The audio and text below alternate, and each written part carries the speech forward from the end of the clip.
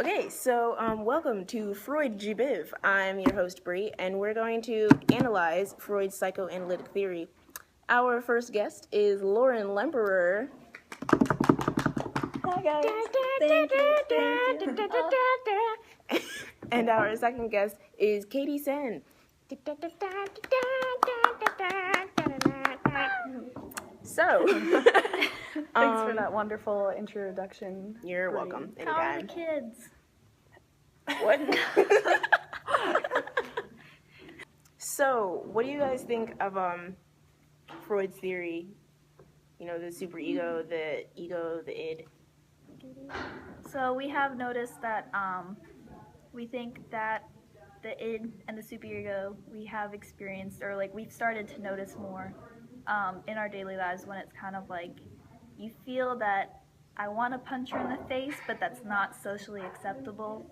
Yeah. So I think kind of, Yeah, I definitely agree with the concept of the id, superego, and ego, because like I know myself, like I have unconscious feelings where I definitely want to do something that's not socially acceptable, but my ego will like talk me out of that. So I think that's like a good theory on his part. Yeah. And for our viewers who aren't familiar with these terms, the id, ego, and superego are the three stages? 3 layers. Layers. Yeah. The 3 layers of your conscious and unconscious. So your id is the impulsive, animalistic part of you. It's very sexual, very aggressive.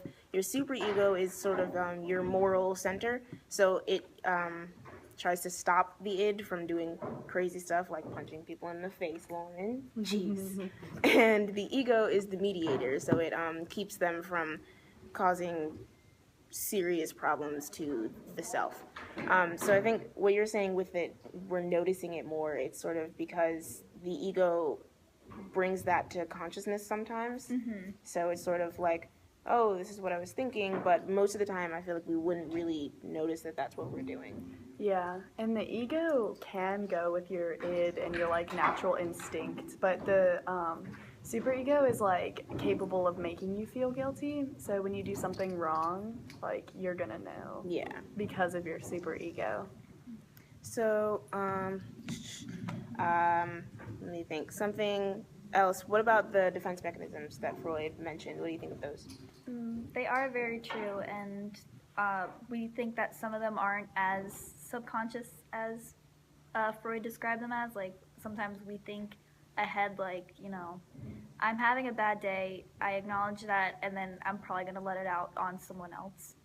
Not really, it's just kind of an impulse, and yes. Yeah, and denial is definitely something that it does come to consciousness, especially like you see it in people who are sick, especially parents. When parents get like really sick, they don't tell their kids, or the kid, if the kid finds out or is concerned, they're sort of like, oh, it's no big deal, don't worry about it, but it really is, Yeah.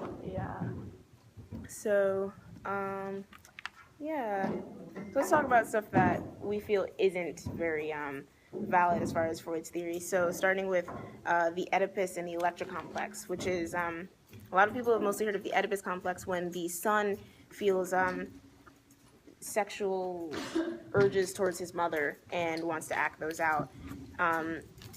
And thus, because the father is in a romantic relationship with the mother, the son feels some sort of aggression towards the father. And the Electra complex is the same thing, but for girls. So what do you guys think of that?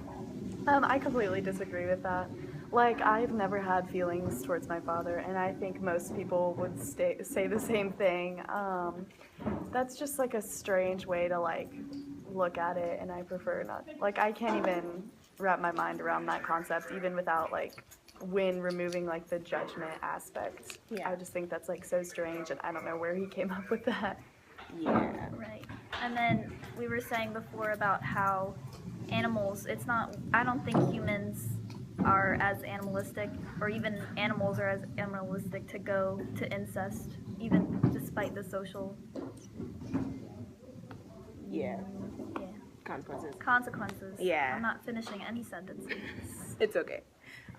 So what about continuing with the whole sexual aggression thing, what about his psychosexual stages? We've got the oral, anal, phallic, latency, and genital stages. So what do you think, why do you think those are not valid points. He has like the theory where like if you aren't like, oh gosh, if you don't get enough of one of the stages, that you can like be stuck in a stage. And in my opinion, I think any like average normal person like moves on past it. Like I don't think you can really get stuck in a stage. I agree that you can be like drawn back into a stage. Like I can see that with some of the defense mechanisms, but Aggression, yeah. overall I think you completely mature through those stages. But that's just my opinion. Yeah, and I think because, like he mentioned, if you fixate, say, on the oral stage, I mean, some kids do suck their thumbs longer than normal. I think I sucked my thumb till I was like 6 or 7. So, I mean, some kids just do that, and sometimes it's a personality issue. My mom said I had separation anxiety as a baby, so that might be why. It was my way of comforting myself. So I can understand like what you're saying, that some people do stay there, but we do mature through it eventually. Yeah. It's just everyone matures at their own rate, and Freud was thinking Right. you do it at the same rate, and that's what his problem was. Every single person. Yeah. Yeah, matures in the same time period. Yeah, I don't get that. Yeah. So, okay. Do you think, do you think we could analyze Freud through his own theory, maybe? Like, why do you think, based on his own theories, why do you think he is the way he is?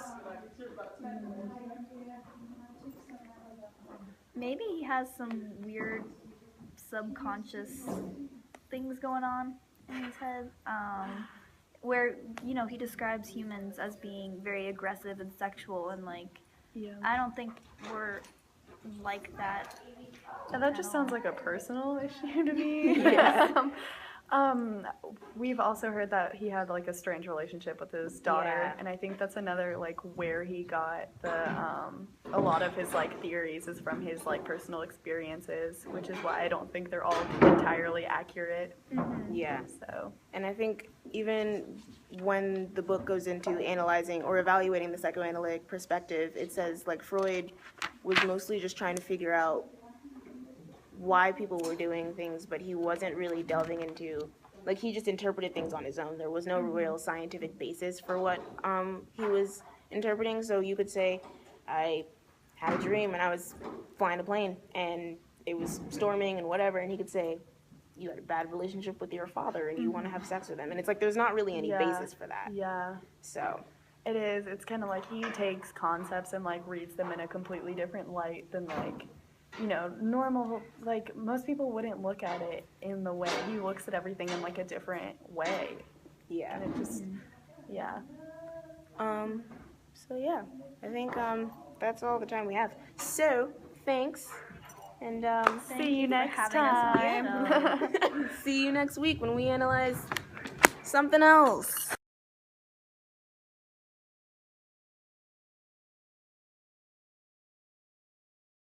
What do you think is valid about psychoanalysis?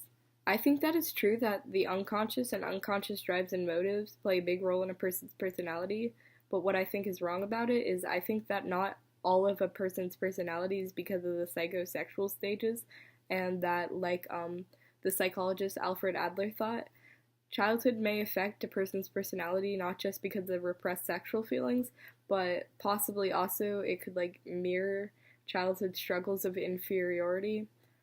What do you think of the Oedipus complex and the psychosexual stages? Like I said before, I don't believe all personality revolves around sexual tension like Freud did, especially since the Oedipus and Electra complexes focus on attraction to the parent of the opposite gender, and not everyone is even attracted to the opposite gender at all.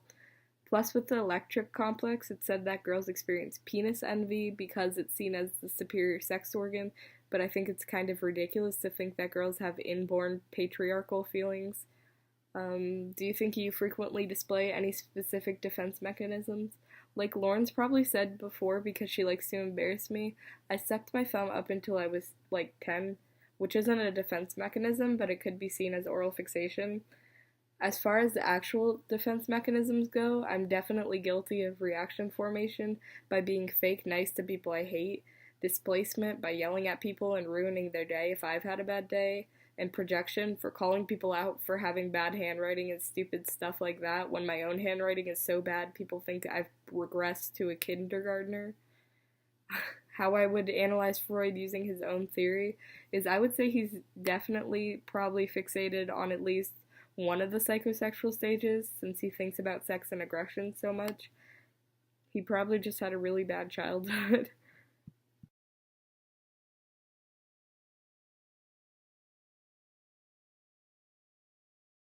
You need to listen to me. No, I've only drunk in public a couple of times, and I can handle myself. A couple times.